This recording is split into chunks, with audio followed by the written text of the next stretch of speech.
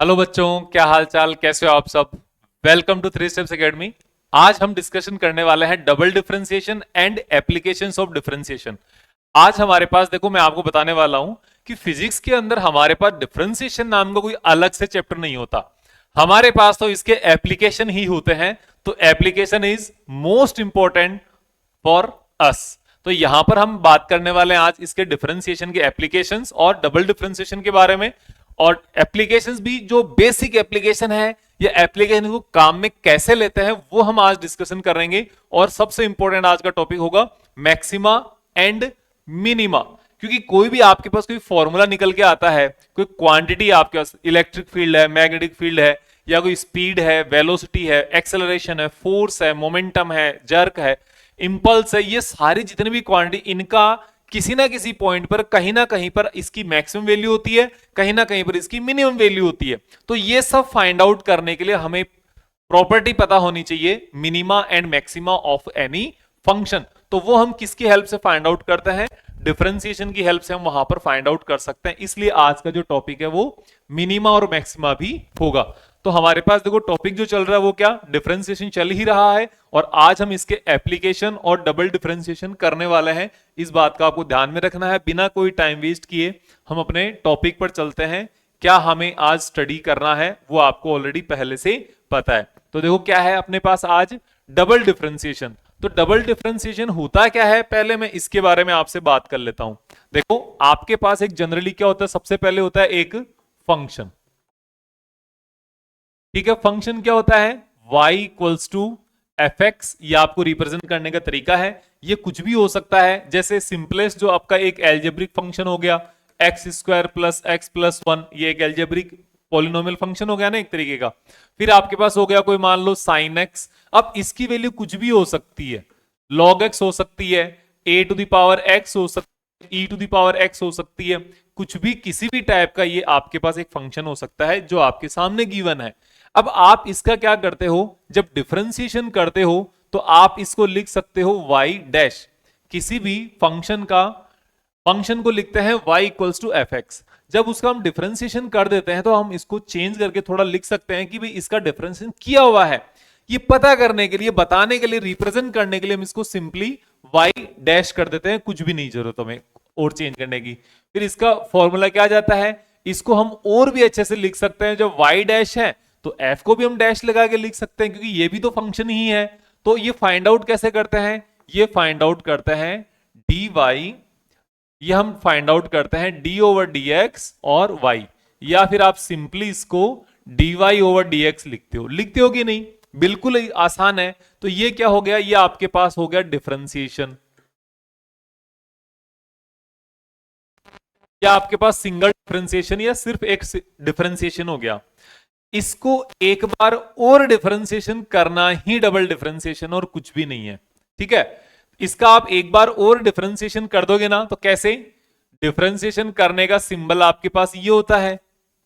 और किसका करना है डिफरेंशिएशन, जो आपने ऑलरेडी डिफरेंशिएट कर रखा है।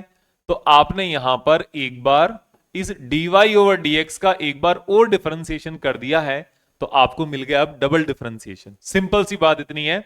इसको लिखने का जो तरीका है वो थोड़ा सा बदल जाता है। हम यहां पर dy ओवर dx लिख रहे थे, अब यहां पर d2y ओवर dx लिख रहे हैं, और कुछ भी नहीं है। प्रोसेस वही है, जो एक बार आपने प्रोसेस किया था, एक बार जो काम किया था वो एक बार और कर देना है। सिंपल सी बात है। ओके, अब हम बात करते हैं यहां पर इधर कैसे लिख सकते हैं। जब आपने एक बार डिफरेंशिएशन किया तो y डैश लिखा, दो बार डिफरेंशिएशन करने पर y डबल डैश लिख सकते हो, कोई चेंज नहीं होगा ज्यादा। और इधर जो f है इसको भी आप f डबल डैश लिख सकते हो। तो f डबल डैश x क्या हो गया, इसका सेकंड डिफरेंशिएशन हो गया। और आप यहां पर इसको लिख दो, चाहे क्या है, डबल डिफरेंशिएशन। बस इतनी सी बात है। अब इसी को क्या है, थोड़ा सा अलग तरीके से लिखा हुआ है, और कुछ भी यहां पर आपके सामने नहीं है। ठीक है, तो ये आपके सामने क्या है, ये डबल डिफरेंशिएशन हो गया। डबल डिफरेंशिएशन क्या हो गया, जो आपके पास कोई भी एक सपोज फंक्शन दिया हो y equals to f x, जो हमने लिया था, कौन कौन से थे, x square plus x plus one, sine x, log x, a to the power x, e to the power x, कुछ भी हो सकता है ना, एक्स की पावर एन, वो भी एक तो एक फंक्शन ही है। तो ये आपके पास कोई फंक्शन है, इसको आपने एक बार जब डिफरेंशिएशन फाइंड आउट किया y डैश, तो ये क्या हो गया dy ओवर dx कर दिया, ये सिंगल डिफरेंशिएशन है। फिर से एक बार और करना है, ये डबल डिफरेंशिएशन हो गया। एक बार आपने इस वाले का एक बार और डिफरेंशिएशन कर दोगे तो आपके पास क्या आ जाएगा, डबल डिफरेंशिएशन आ जाएगा। एक बात आपको और बता देता हूं कि हमारे पास y से डायरेक्ट ये नहीं आ सकता, y से डायरेक्ट डबल डिफरेंशिएशन नहीं आ सकता। हमें पहले उसका एक बार डिफरेंशिएशन करना पड़ेगा, फिर हमें दूसरी बार एक और डिफरेंशिएशन करना पड़ेगा, तब हमारे पास ये आएगा। तो इसका फिर इसका बता लिखने का जरूरत क्या है, इसको केवल रिप्रेजेंट करने के लिए चाहिए कि अब हमें यहां पर फॉर्मूला के लिए कि भी हमें यहां पर अब दो बार डिफरेंशिएशन करने की जरूरत है। अदरवाइज ये कोई डायरेक्ट आपके काम नहीं आ रहा, काम आपको पहले ये आएगा फिर आपके पास ये आएगा, है ना। ये केवल लिखने के लिए, सजाने के लिए है। और आप इसको लिख सकते हो y डबल डैश, सिंपल सी बात है। अब हमारे पास क्या है, इसको जो डबल डिफरेंशिएशन, इसको बहुत सारे तरीकों से लिख सकते हैं, जिसमें से पहला तरीका है y डबल डैश, दूसरा तरीका है जो fx जो था f डबल डैश आपने कर दिया, तीसरा जो तरीका है, ये भी दो तरीके हैं अलग अलग, जहां पे आपने fx तो लिख दिया, ये आपका कोई फंक्शन हो गया, इसके पहले d2 लगा दिया, ये डबल डिफरेंशिएशन को रिप्रेजेंट कर रहा है, या फिर आपने इसको ऐसे लगा दिया। अब देखो ये जो आपके लिखने के तरीके हैं ना, वो अभी कोई काम नहीं आएंगे, अभी आपको समझ में आए ना आए कोई फर्क नहीं पड़ता, समझने की तो जरूरत ही कहां है, केवल देखना ही तो है। ये आपको अगर मान लो कोई आप कोई फॉरेन राइटर की बुक देख रहे हो, आप हायर स्टडीज में जाओगे, वहां पर आपको कुछ बुक्स के अंदर, कुछ फॉर्मूला के अंदर सॉल्यूशन के साथ में आपको ये वाला मेथड भी दिखाई दे सकता है। ज्यादातर के अंदर आपको ये वाला मिल जाता है, y डबल डैश वाले से हो जाता है काम और f डबल डैश वाले से हो जाता है, उनकी जरूरत नहीं पड़ती, लेकिन फिर भी आपको पता होना चाहिए, उनसे भी हम रिप्रेजेंट करते हैं। ओके, और हमारे पास क्या है, ये दो बार डिफरेंशिएशन करने को हम डबल डिफरेंशिएशन बोल रहे हैं। अब हमारे पास आगे आ जाता है यहां पर कि इंटरप्रिटेशन ऑफ डिफरेंशिएशन, कि डिफरेंशिएशन का इंटरप्रिटेशन क्या होता है वो आप देखो।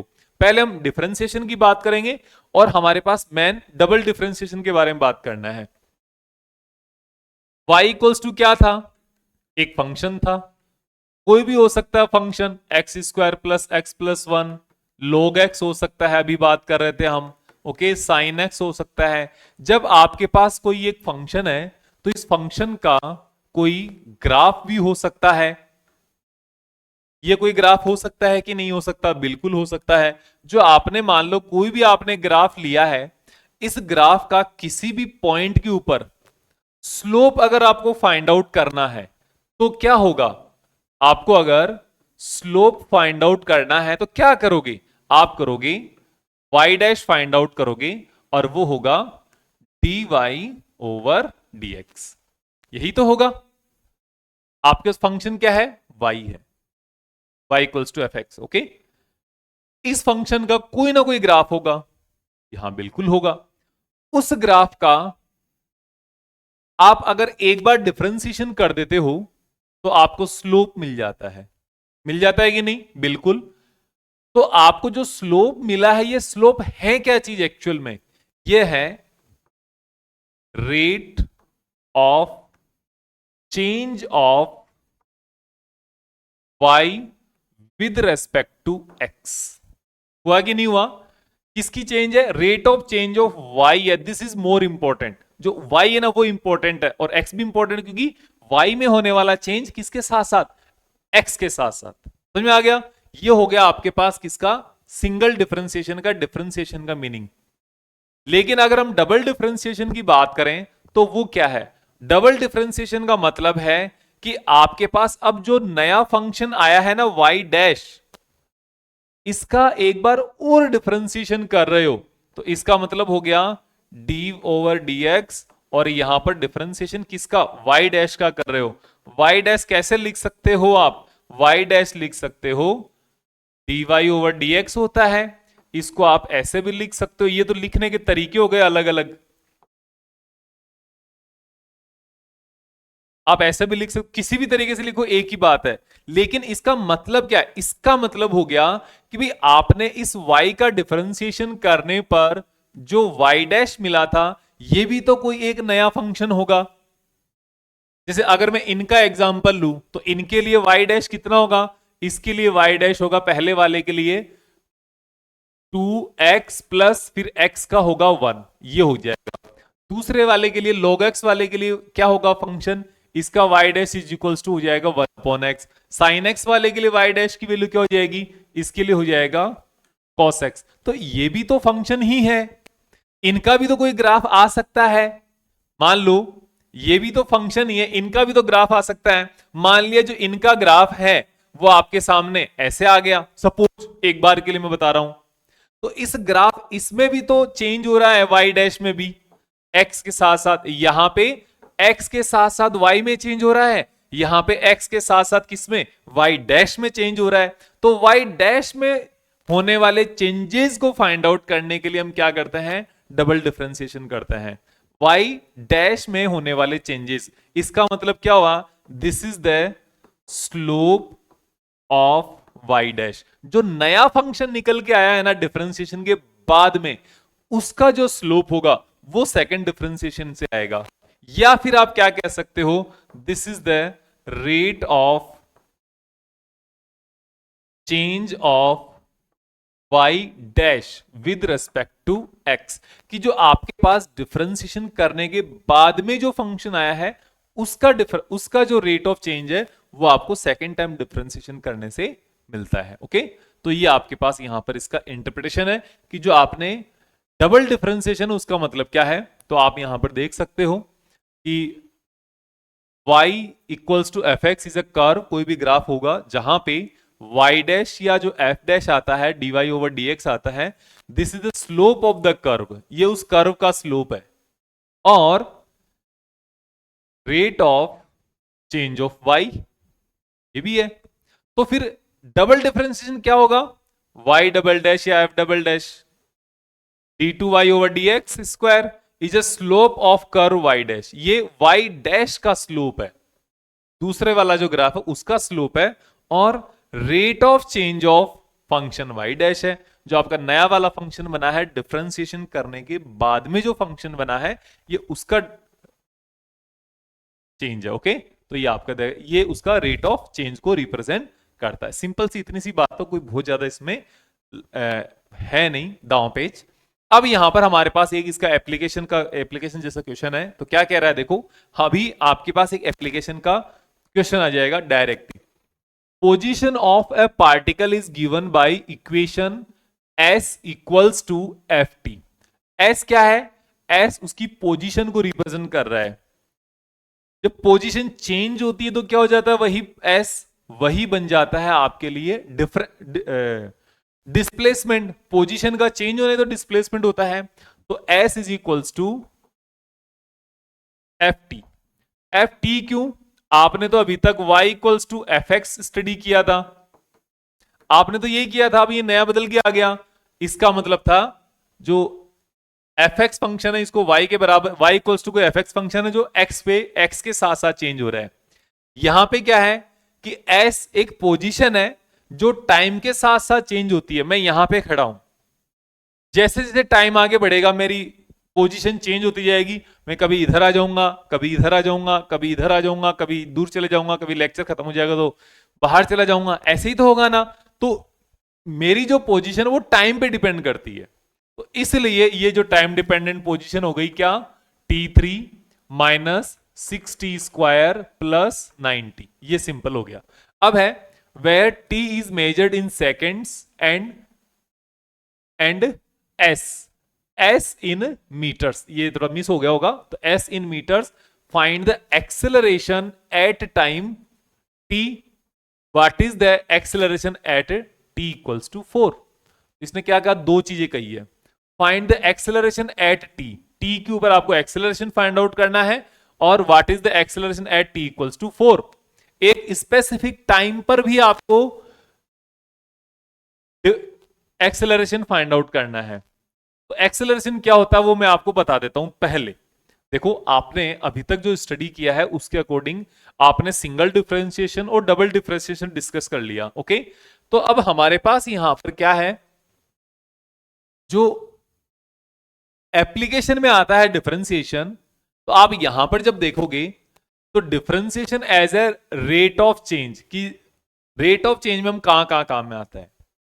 आपके पास v वेलोसिटी क्या होती है? dx ओवर dt होता है। x क्या है? x है डिस्प्लेसमेंट। अब जो डिस्प्लेसमेंट होता है ना, उसको हम x से भी रिप्रेजेंट कर सकते हैं, उसको r से भी करते हैं, इसको s से भी रिप्रेजेंट कर सकते हैं, अलग अलग चीजों से इसको रिप्रेजेंट करते हैं। तो यहां पे हमारे पास क्या x से रिप्रेजेंट करा हुआ है, तो x क्या है? डिस्प्लेसमेंट है। तो वेलोसिटी आपने क्या निकाला? Velocity rate of change of displacement, rate of change of displacement with respect to time. क्या होता है? ये होता है वेलोसिटी। और rate of change of velocity with respect to time क्या होता है? ये होता है आपके पास एक्सीलरेशन। जो आपने डिस्प्लेसमेंट में rate of change find out करोगे तो वेलोसिटी, और आप अगर वापस वेलोसिटी का rate of change find out करने लग जाओगे तो एक बार डिफरेंशिएशन किया तो क्या मिला आपको? एक बार डिफरेंशिएशन करने पर क्या मिला? वेलोसिटी। उसी वेलोसिटी का आपने एक बार और डिफरेंशिएशन कर दिया तो rate of change of velocity आ गई। तो हमें क्या मिलेगा? फिर हमारे पास आ जाएगा a equals to dv over dt, और ये आ जाएगा आपके लिए क्या? एक्सेलरेशन आ जाएगा। तो यहां से आप उस क्वेश्चन को कर सकते हो। फिर हमारे पास, अगर आपने मोमेंटम का नाम सुना है, मोमेंटम क्या होता है? Mass into p equals to mass into velocity. तो रेट ऑफ चेंज, देखो rate of change of momentum p with respect to time क्या होता है? ये होता है फोर्स। फोर्स जो होता है ना, वो rate of change of momentum के बराबर होता है, ये आपको ध्यान होगा। और जो करंट होती है, करंट क्या? फ्लो ऑफ चार्ज होता है। तो rate of flow of charge Q with respect to time T is known as a electric current. तो current is also a rate of change of current. तो आपने देखा था कि rate of change find out करते हैं, slow find out करते हैं, तो वो जो rate of change find out करने हैं, तो वो रेट ऑफ चेंज क्या होते हैं?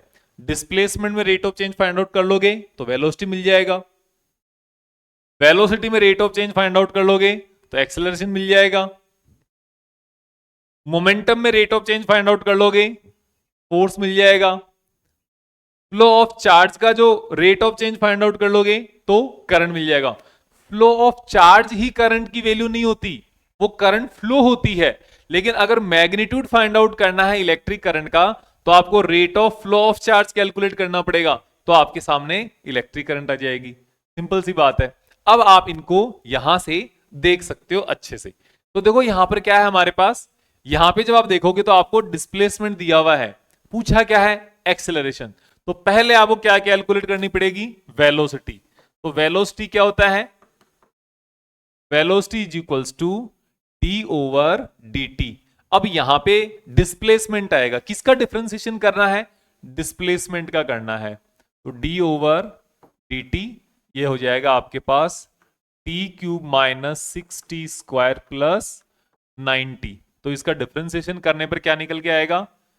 ये देखो 3 यहां पर टी स्क्वायर, पावर 1 कम हो जाएगी, माइनस 6 एज इट इज, और जो टी स्क्वायर का डिफरेंशिएशन होगा 2 इंटू टी, पावर 1 कम हो जाएगी, प्लस 9 और टी का डिफरेंशिएशन 1, 9 इंटू टी का डिफरेंशिएशन 9 ही जाएगा। तो आप इसको फिर से जब लिखोगे सॉल्व करके, तो आप इसको क्या लिख दोगे?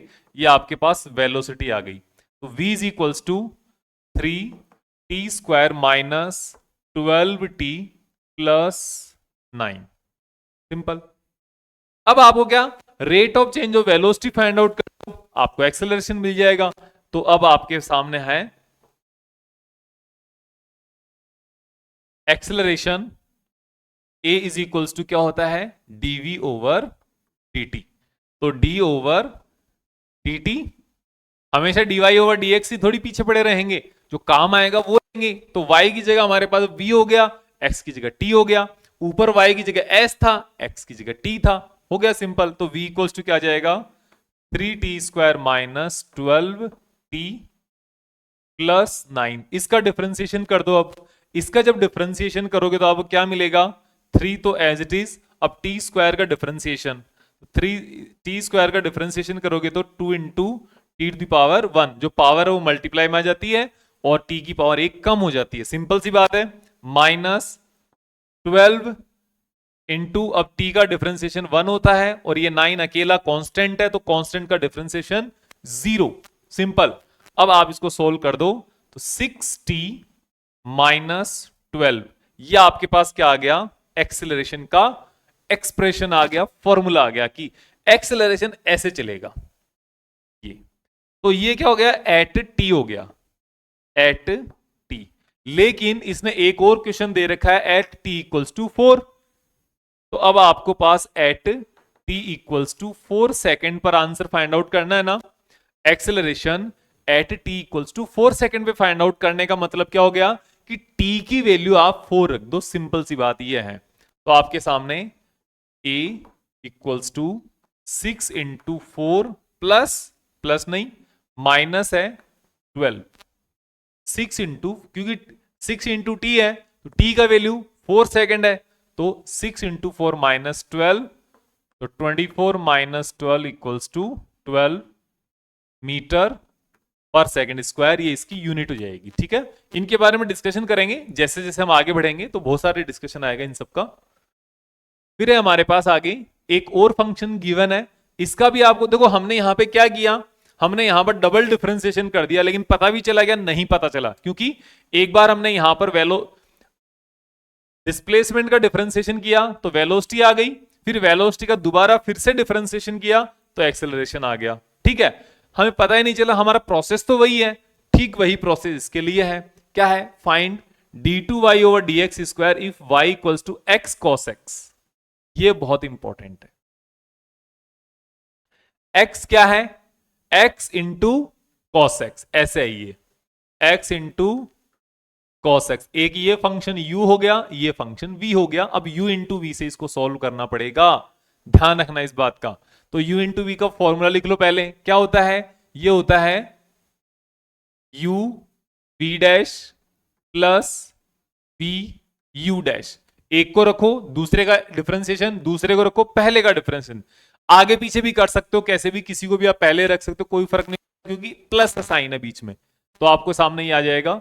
तो यहां पर आपका इजी सा क्वेश्चन है ये, तो क्या हो जाएगा, d y over d x, सबसे पहले आपने ये फाइंड आउट किया, तो इसके लिए क्या, देखो u, तो u क्या है, मान लो x, तो x को आपने एज इट इज रख दिया, cos का डिफरेंशिएशन माइनस साइन x हो जाएगा, ओके, प्लस अब v को एज इट इज रख दो, cos x को एज इट इज रख दिया, अब u का डिफरेंशिएशन कर दो, x का डिफरेंशिएशन हो जाएगा 1। ओके, तो आप इसको फिर से एक बार लिखो सॉल्व करके, क्योंकि जब तक सॉल्व नहीं होगा ना, पहले इसको एक्सप्रेशन को सॉल्व करो, उसके बाद सेकेंड टाइम डिफरेंशिएशन करने का होता है। तो ये आ जाएगा minus of x sine x plus cos x, ऐसे हो गया। अब आपको फिर से डिफरेंशिएशन करना है, तो फिर से डिफरेंशिएशन जब आप करोगे तो ये हो जाएगा d2y over dx square, simple सी बात है। अब आपको पता चल रहा है, क्योंकि हम अब इसी फॉर्म में चल रहे हैं, इसका कोई नाम नहीं दिया हुआ, अदरवाइज तो हम इसका नाम देते, तो पहले वेलोसिटी ए दे देते, वेलोसिटी वी दे देते, फिर ए दे देते, है ना। तो ये आपको ध्यान रखना है। तो यहां पे अब हम क्या करेंगे, पहले इसका डिफरेंस, इसका तो किससे होगा, u इंटू वी से होगा, इसका इसका अपने आप में अलग से हो जाएगा। ठीक है, तो कैसे, देखो माइनस, पहले माइनस को बाहर रख लो अकेले को, कोई फर्क नहीं पड़ता, कोई दिक्कत नहीं है। तो अब आपको x as it is, sine x का डिफरेंशिएशन क्या होता है, साइन x का हो जाएगा cos x, minus cos x नहीं, साइन x का डिफरेंशिएशन cos x, प्लस अब आपको v एज इट इज रखना है जो कि साइन x है, और अब इस x का डिफरेंशिएशन जो कि 1 हो जाएगा, इस पहले वाले का काम खत्म।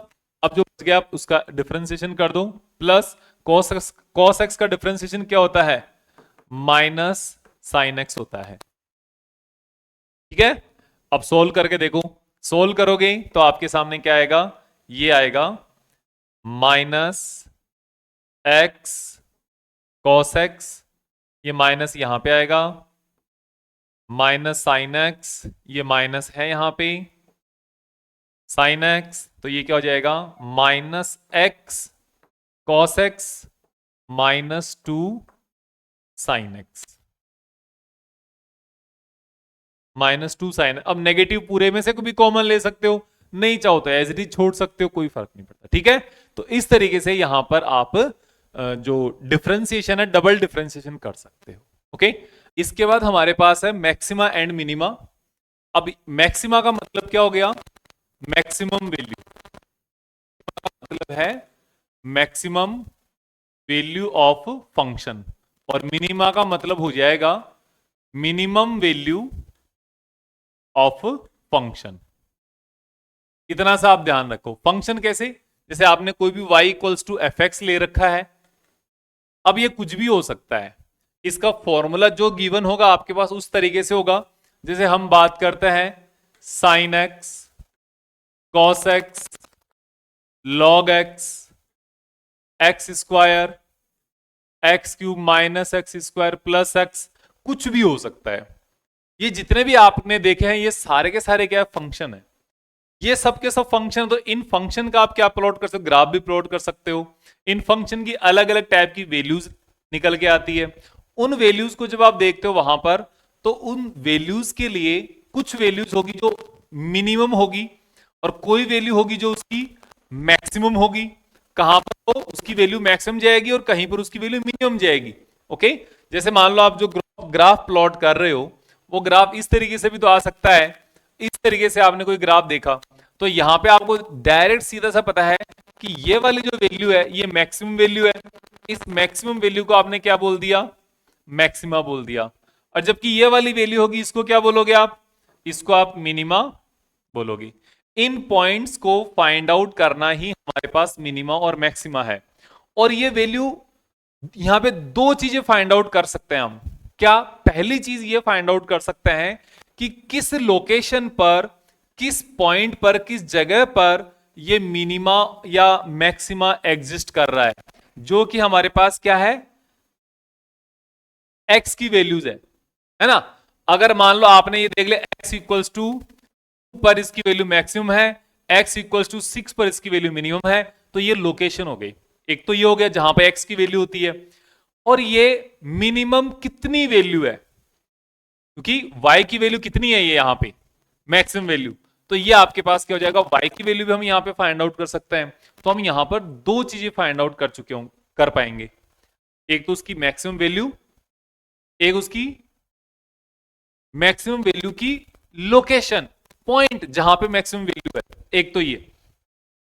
तो ये आपके सामने यहां पर इस तरीके का ग्राफ है। तो यहां पे जब आप देख रहे हो इन ग्राफ्स के अंदर, इन ग्राफ के अंदर भी क्या है, पहले वैल्यू इंक्रीज हो रही है, एक पॉइंट पे जाके ये मैक्सिमम हो गई, उसके बाद ये वैल्यू वापस डिक्रीज होने लग गई। कहां नीचे जाएगी हमें ये नहीं पता, हमें सिर्फ ये पता है कि इसकी मैक्सिमम वैल्यू ये है।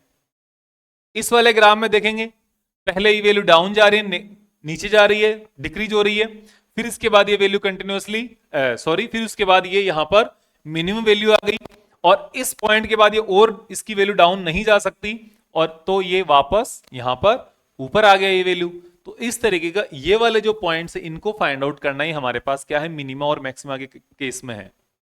अब यहां पर हम इसके कॉन्सेप्ट पे चले जाते हैं कि हमें मिनिमा और मैक्सिमम फाइंड आउट करने का कॉन्सेप्ट क्या है। ये देखो, जैसे कि हमने यहां पर ये ग्राफ देखा, तो हम यहां पर एक और ग्राफ बना लेते हैं।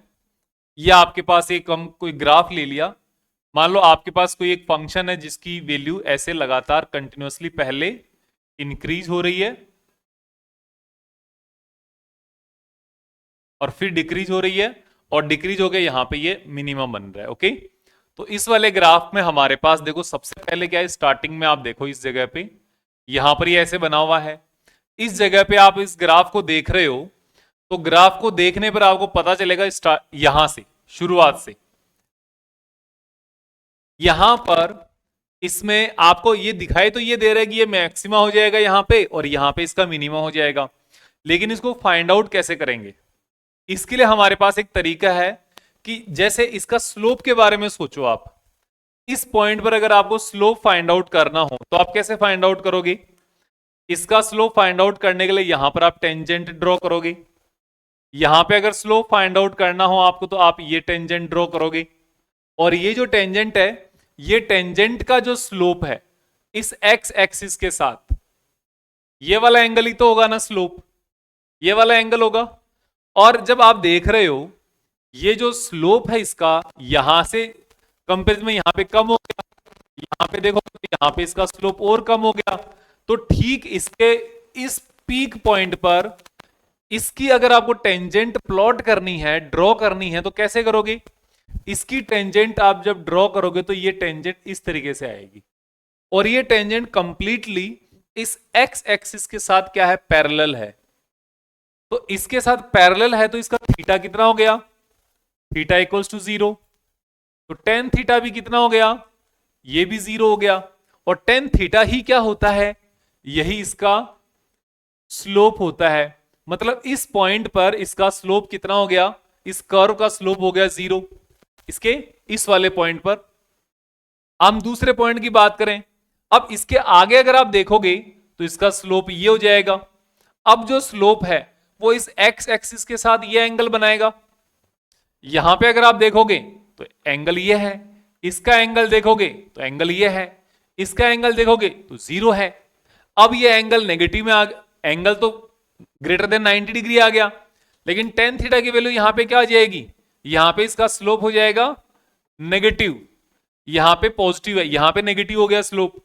ठीक है, अब हम इसकी एक चीज और बात कर रहे हैं कि यहां पर आप देखोगे तो ये स्लोप और ज्यादा, यहां पे स्लोप ये हो जाएगा, यहां पे स्लोप ये हो जाएगा, मतलब नेगेटिव में थीटा की वैल्यू और ज्यादा आगे जाते जा रही है, और नेगेटिव में इसकी वैल्यू और कम होते जा रही है ना? नेगेटिव में कम होने का मतलब होता है नेगेटिव में 0 की तरफ जल रही है इसकी वैल्यू। अब यहां पर इस पॉइंट की अगर मैं बात करूं तो इस पॉइंट पर इसका स्लोप फिर से कितना हो गया? जो मिनिमम है, क्योंकि मिनिमा तो यहां पर है, तो इसके पास इसका स्लोप फिर से 0 हो गया। तो यहां पर थीटा इक्वल्स टू इस पॉइंट पे 0 और टेन थीटा फिर यहां पर 0, तो इसका स्लोप भी कितना हो गया? 0 हो गया। तो एक बात हमें पता चल गई कि चाहे मिनिमा हो चाहे मैक्सिमा हो, उस पॉइंट पर स्लोप कितना होगा? 0 होगा। तो आप एक तो पॉइंट ये लिख लिया, एट मिनिमा मैक्सिमा स्लोप कैसे, स्लोप कैसे फाइंड आउट करते? स्लोप होता है क्या? वैसे तो आपको पता है ये टेन थीटा होता है सर, जैसे आप इसको delta y over delta x के साथ करते हो, लेकिन वो तो आपको स्ट्रेट लाइन का आता है वैसे तो। कैसे? y2 minus y one upon x2 minus x1, straight line का बनाते हो ना ये स्लोप। ऐसे ये आपका ग्राफ है और आप इसका ये थीटा फाइंड आउट कर लो, टेन थीटा, ये y2 माइनस वाई वन, ये x2 minus x1 find out कर लिया, टेन थीटा आ गया। लेकिन ये किसका है? ये तो आपका स्ट्रेट लाइन का। कर्व का स्लोप कैसे फाइंड आउट करते हो? कर्व का स्लोप फाइंड आउट करने के लिए आपके पास यहां पर होता है क्या? dy ओवर dx, और dy ओवर dx क्या है? ये इसका डिफरेंशिएशन है। मतलब क्या हुआ कि आप सबसे पहले ऐसा पॉइंट फाइंड आउट करो जहां पर इसका स्लोप 0 होता है। जब स्लोप 0 मिल गया आपको, इसका मतलब आप अब ये डिफाइन कर सकते हो कि इस पॉइंट पर या तो मिनिमा होगा या फिर इस पॉइंट पर क्या होगा? मैक्सिमा होगा। ठीक है, तो स्लोप इक्वल्स टू क्या कर दिया आपने? 0 कर दिया। यहां से आपको क्या मिलेगा? यहां से आपको x मिलेगा। समझ में आ गया? इस x की वैल्यू, इस वाले x की वैल्यू जो आपको होगा ना fx, कहां पर? जहां पर dy over dx equals to 0 हो, इस वाले पॉइंट पर fx की वैल्यू आप जब फाइंड आउट कर लोगे तो ये वैल्यू जो है ना, ये या तो मिनिमा होगी या मैक्सिमा होगी। बस बात यही है। लेकिन वो मिनिमा होगी कि वो मैक्सिमा होगी, इन दोनों में से क्या होगी ये बताने के लिए हमें यहां पर एक और कॉन्सेप्ट चाहिए। क्या? वो कॉन्सेप्ट भी अभी जस्ट मैं बता रहा हूं आपको ग्राफ से। कैसे देखो, यहां पर ये एंगल ज्यादा है और यहां पर आप देखोगे तो ये एंगल छोटा होते जा रहा है, यहां पे आप देखोगे तो एंगल और छोटा होते जा रहा है। मतलब स्लोप एंगल थीटा जब छोटा होते जा रहा है, टेन थीटा भी डिक्रीज होते जा रहा है, एंगल डिक्रीज हो रहा है, उसके साथ साथ टेन थीटा डिक्रीज हो रहा है। जब टेन थीटा डिक्रीज हो रहा है, इसका मतलब क्या होगा, स्लोप भी कंटिन्यूअसली डिक्रीज हो रहा है, स्लोप भी कंटिन्यूअसली डिक्रीज हो रहा है। मतलब क्या, rate of change of slope. Slope तो आपने एक बार डिफरेंशिएशन करके आपने स्लोप फाइंड आउट कर लिया, ओके, उसको जीरो रख दिया, आपके एक्स की वैल्यू आ गई, उस वैल्यू पर आपके या तो मिनिमा होगा या मैक्सिमा होगा। लेकिन वो मिनिमा होगा कि मैक्सिमा होगा, उसके लिए ये कॉन्सेप्ट क्या, कि कंटिन्यूअसली थीटा डिक्रीज हो रहा है, थीटा के साथ साथ टेन थीटा डिक्रीज हो रहा है, मतलब स्लोप डिक्रीज हो रहा है। तो आपको यह पता करना है कि स्लोप डिक्रीज हो रहा है अगर, तो आपके सामने क्या आएगा, मैक्सिमा आएगा। कब, जब स्लोप इज डिक्रीजिंग, क्योंकि यहां पे एंगल ज्यादा है, एंगल ज्यादा है, एंगल ज्यादा है, एंगल ज्यादा, एंगल कम है, हो गया। तो यहां पे क्या होता है, स्लोप डिक्रीजिंग। और स्लोप डिक्रीजिंग का मतलब यह होगा, rate of change of slope equals to negative. और rate of change of slope क्या होता है, rate of change of slope क्या होता है, बता सकते हो क्या, यह होता है d2y over dx square equals to negative. मतलब यह हुआ कि इस पॉइंट पर आप इसका डबल डिफरेंशिएशन फाइंड आउट कर लो, वो डबल डिफरेंशिएशन अगर नेगेटिव है तो आपके पास क्या हो जाएगा, वो वैल्यू मैक्सिमा होगी। और इसके बाद जब आप देखोगे तो ये आपके पास क्या है, या यहां पर स्लोप जीरो है। अब इस जीरो के बाद अब अगर आप देखते हो तो ये स्लोप जो है कंटिन्यूअसली, ये एंगल ये आएगा एक्स एक्सिस के साथ, यहां पर देखोगे तो ये एंगल ये आएगा, ये आपका जो ग्राफ है इसको जब आप देखोगे तो ये वाला एंगल ये आएगा। तो यहां के कंपैरिजन में ये वाला एंगल ज्यादा है, मतलब ये जो एंगल इंक्रीज हो रहा है यहां पे, एंगल के साथ साथ टेन थीटा की वैल्यू इंक्रीज हो रही है। अब आप कहोगे कि सर इधर से ही बताओ हमें, तो इधर से अगर आप देखोगे तो मान लो ये वाला एंगल जो है, यहां पे देखने पर आपको पता चलेगा कि सपोज ये वाला एंगल है नियरली 135, तो 135 की वैल्यू क्या होगी, ये वैल्यू होगी लगभग -1। ये वाली जो वैल्यू है यहां पे, यहां पर आपको पता चलेगा ये वाली वैल्यू है सपोज ये 150, तो 150 की वैल्यू कितनी होगी, क्योंकि 180 की तरफ ही जा रहा है, कंटिन्यू इंक्रीज होते जा रहा है ये यहां पे। तो यहां पर इसकी वैल्यू 150 की वैल्यू कितनी होती है, ये वैल्यू होती है 1/, -1/√3। एक बात बताओ, -1 और 1/√3 माइनस, इनमें से बड़ा कौन, कौन बड़ा, ज्यादा कौन है, ये ज्यादा है। और इसके बाद फिर यहां पर इसकी वैल्यू कितना, चाहे 10 इसको 180 कंसिडर कर रहे हो चाहे 0 कंसिडर कर रहे हो, इसकी वैल्यू 0, आगे फिर 10 की वैल्यू पॉजिटिव आती जाएगी। तो यहां पे जो स्लोप है ना, वो स्लोप कंटिन्यूअसली इंक्रीज होते जा रहा है, स्लोप की जो न्यूमेरिकल वैल्यू है वो कंटिन्यूअसली इंक्रीज होते जा रही है। पहले तो वो नेगेटिव से जीरो की तरफ जा रही है, तो नेगेटिव से जीरो होना भी इंक्रीज हो रहा है, और फिर जीरो से फिर पॉजिटिव की तरफ जा रही है, ऊपर इंक्रीज हो रही है। तो यहां पर स्लोप क्या होता है, इंक्रीज होता है इस जगह पे। तो स्लोप इंक्रीज होने के लिए आपको क्या चाहिए, यहां पर जो आपका रेट ऑफ चेंज है वो क्या होगा, यहां पर इस कंडीशन में जब आप देखोगे तो स्लोप इंक्रीजिंग, और जो इंक्रीजिंग स्लोप होता है ना, उसके लिए आपके पास d2y over dt dx square d2y over dx square will be positive at this point. ये आपको ध्यान रखना है। यहां पे d2y over dt नेगेटिव है, यहां पे ये पॉजिटिव, और ये क्या है, ये है आपके पास rate of change of slope. ये आपको ध्यान रखना है। मिनिमा और मैक्सिमा कैलकुलेट करना बहुत आसान है, लेकिन बताना है ना कि वो मिनिमा है कि मैक्सिमा, वो थोड़ा सा आपको देखना पड़ेगा। ठीक है, तो अब हम आगे इसके बाद देख लेते हैं इसको इजी तरीके से। ये तो पूरा एकदम डेप्थ में हमने कर लिया। अब इसका आपको चेक पॉइंट्स क्या रखना है, आपको सोल्व कैसे करना है वो देख रहे हैं। अब वो क्वेश्चन के साथ हो जाएगा और कॉन्सेप्ट बता दूंगा।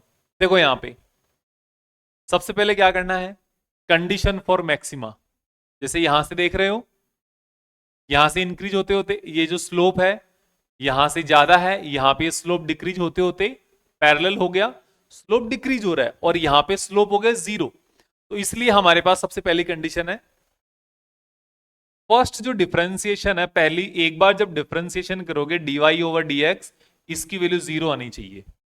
वहां पर या तो मिनिमा होगा या मैक्सिमा होगा। ये तो हमने पहले देखा, क्योंकि यहां पर भी कई कंडीशन है। ये कंडीशन तो दोनों में क्या है, सेम है, चाहे मैक्सिमा हो चाहे मिनिमा हो।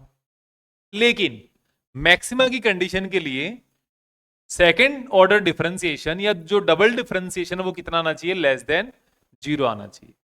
और मिनिमा की कंडीशन के लिए डबल डिफरेंशिएशन क्या आना चाहिए, वो पॉजिटिव आना चाहिए, इंक्रीजिंग होना चाहिए। ये आपको ध्यान रखना है। सिंपल सी बात इतनी है कि यहां पर ये आपका मिनिमा हो जाएगा, ये आपका मैक्सिमा हो जाएगा। फाइंड आउट कैसे करना है, एग्जांपल से देखो। फिर अपने पास यहां पर एक क्वेश्चन है, क्या कह रहा है ये, articles position on a as a function of time is given as a x equals to 5t square minus 6t plus 3। कि आपके पास कोई भी एक पार्टिकल है जो कंटिन्यूअसली मोशन कर रहा है, और उस मोशन किसके साथ करेगा, टाइम के साथ साथ ही करेगा। जैसे जैसे टाइम चेंज होगा उसके साथ साथ उस पार्टिकल की पोजीशन चेंज होती जाएगी। वो इस फॉर्मूला के अकॉर्डिंग हो रही है। सिंपल सी बात इतनी है। अब आपको क्या करना है, find out minimum value of position coordinate. जो आपका पोजीशन कोऑर्डिनेट x है, इसकी मिनिमम वैल्यू आपको फाइंड आउट करनी है। मिनिमम वैल्यू फाइंड आउट करनी है, ये आपको बताना है। सबसे पहले तो हमें क्या करना होता है, चाहे मिनिमम हो चाहे मैक्सिमम हो, dy over dx equals to 0 करते हैं हम। लेकिन यहां पर y फंक्शन नहीं है, यहां पे फंक्शन है x। तो y की जगह तो कौन है, यहां पे x है, और x की जगह कौन है इंडिपेंडेंट वेरिएबल, वो t है। तो हम यहां पर क्या करेंगे, dx over dt equals to 0 करना है। सिंपल सी बात इतनी है। तो dx ओवर dt कितना है, यहां पे dx over dt find out करने के लिए इसको लिखो 5t square minus 6t plus 3 equals to 0। तो इसका डिफरेंशिएशन करने पर 5 इंटू टी स्क्वायर का कितना होता है, 5 इंटू टी स्क्वायर का होगा 2 इंटू टी माइनस 6, टी का कितना हो जाएगा 1 प्लस 3 का कितना हो जाएगा 0। डिफरेंशिएशन कर रहे हैं हम, और यहां पर ये सारे हो गए 0 इक्वल्स टू 0। तो 10t माइनस 6 इक्वल्स टू 0। यहां से आपके पास t की वैल्यू कितनी आ गई, t की वैल्यू 3/5 आ जाएगी। 6/10 होगा, जिसको आप 3/5 लिख सकते हो, या 0.6 मान लो इसको। ठीक है, तो ये आपका t की वैल्यू आ गई। इस पॉइंट पर x equals to t equals to 3/5 पर x की वैल्यू या तो मिनिमा होगा या मैक्सिमा होगा। ये आपको ध्यान रखना है। वो मिनिमा होगा कि मैक्सिमा होगा वो हम चेक कर लेंगे। ठीक है, तो यहां पर पहले आप x की वैल्यू फाइंड आउट कर लो कि क्या होगी। x की वैल्यू होगी यहां पर, x कहां पे, x equals to 5 into 3/5 square minus 6 into 3/5 plus 3, 5 into 9/25 minus 18/5 plus 3। ये अगर आप देखोगे तो यहां पे 5 बच जाएगा, यहां पे 5 एलसीएम हो जाएगा, तो एलसीएम होने के बाद 9 माइनस 18 प्लस 15, इसको पूरे को सोल्व करोगे तो 6/5 1.2। ये आपके पास क्या आ गई, इसकी ऐसी वैल्यू आ गई जहां पे डिफरेंशिएशन क्या आ गया, 0 के बराबर है। अब ये मिनिमा है कि मैक्सिमा है, ये वैल्यू मिनिमा है कि मैक्सिमा है, ये फाइंड आउट करना जरूरी है। इसके लिए आपको क्या करना है, d2x ओवर dt स्क्वायर, इसका सेकेंड ऑर्डर डिफरेंशिएशन निकालना। और ये क्या होता है, ये कुछ नहीं होता, ये जो आपने डिफरेंशिएशन किया था ना, इसका एक बार और डिफरेंशिएशन करना है। तो मैंने आपको डायरेक्ट ये लिख दिया। इसको लिखने का तरीका फिर क्या हो जाएगा, ये ब्रैकेट के अंदर डालो इसको, तो ये हो जाएगा आपके पास 10t माइनस 6, 10t माइनस 6, और ये आपके पास यहां पर इसका डिफरेंशिएशन करोगे तो इसका डिफरेंशिएशन करने पर 10t, इसका तो हो जाएगा 10 इंटू टी का 1 माइनस 6 का 0, तो ये आ गया 10। और ये क्या है, दिस इज ग्रेटर देन 0, ये आप कह सकते हो पॉजिटिव। पॉजिटिव अगर है तो आने वाली वैल्यू क्या होगी, पॉजिटिव अगर है तो आने वाली value hence it is minima, minima होगा। तो ये आपने यहां पर मिनिमा फाइंड आउट कर लिया, ठीक है ना। तो इतना आपको यहां पर ये देखना है। अब हमारे पास फिर अपना नेक्स्ट क्वेश्चन है, does the curve y equals to x to the power 4 minus 2x square plus 2 have any horizontal tangents.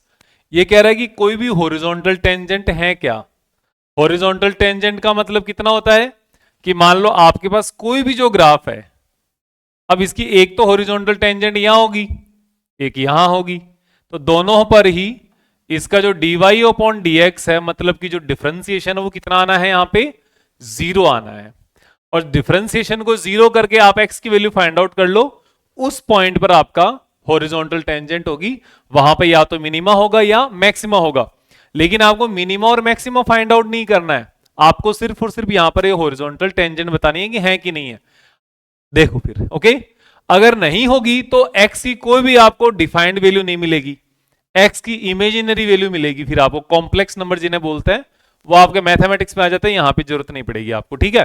तो देखो y over dx is equals to d over dx, ये आ जाएगा x की power 4 minus 2x square plus 2, तो x की power 4 का हो जाएगा